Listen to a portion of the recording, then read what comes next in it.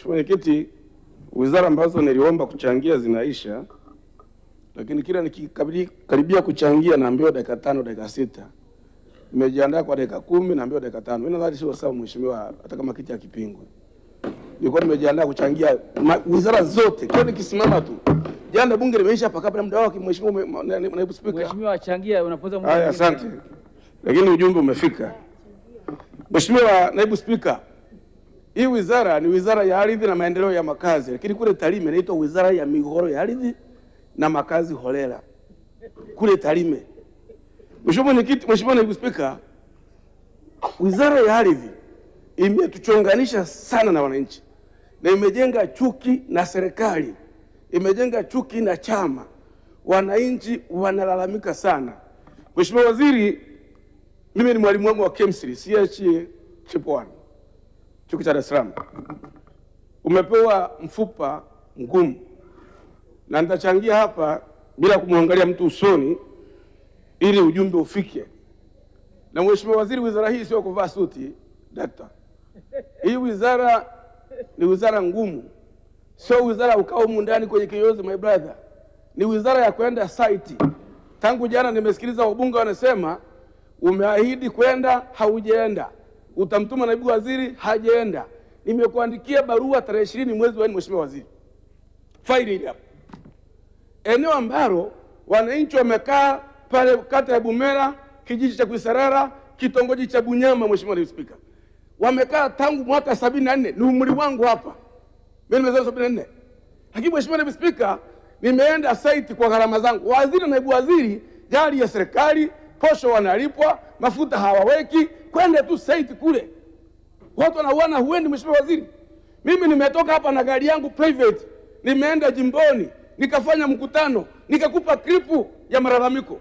Mwenyekiti wa kijiji aliyekuwepo miaka hiyo anasema hakuitisha mkutano mkuu kutoa eneo ekari 351, kuna kaya 73 katika eneo hilo. Wameenda wananchi wamekaa, serikali ya kijiji wameandika barua, hata majibu Mheshimiwa Spika mpaka sasa hivi hawajapata.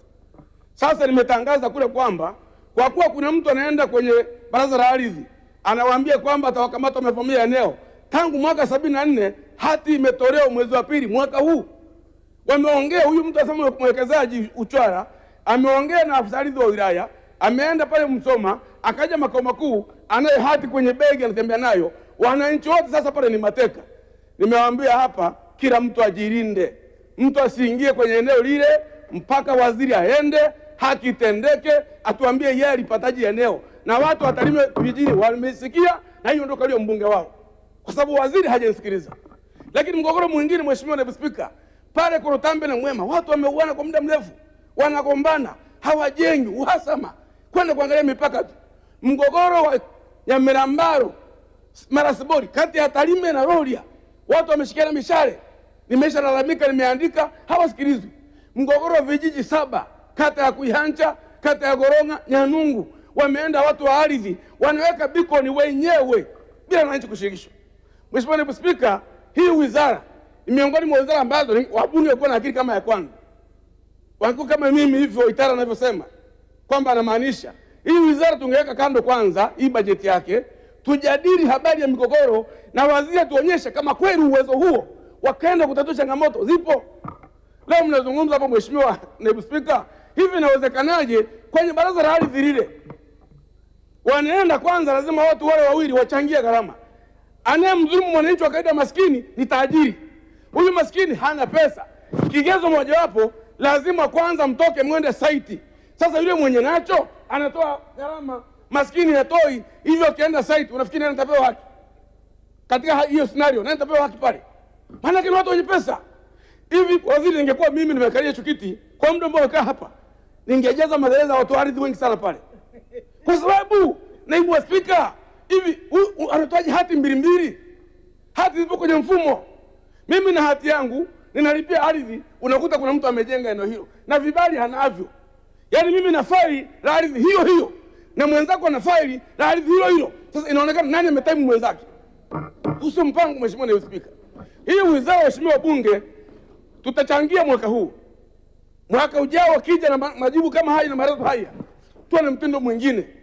Kwa sababu haiwezekani Mheshimiwa Naibu Spika. Hivi nyinyi mnaona furaha kwa kwenye majimbo kwenye bunge ambao wananchi wanalalamika wanalia. wizara hizi, huyo maliasili ana matatizo, ardhi kuna matatizo, mifugo kuna matatizo, maji kuna matatizo, madini kuna matatizo, TAMISEMI kuna matatizo. Hivi hamuoni kama kuna shida mheshimiwa bunge? Hamuoni kama kuna shida? Watanzania waliopo nje wanataka kutoa suluhu. Kwa waziri inabidi aipange kweli kweli. Mbunge analalamika eti waziri asiende site. Ni kazi yake.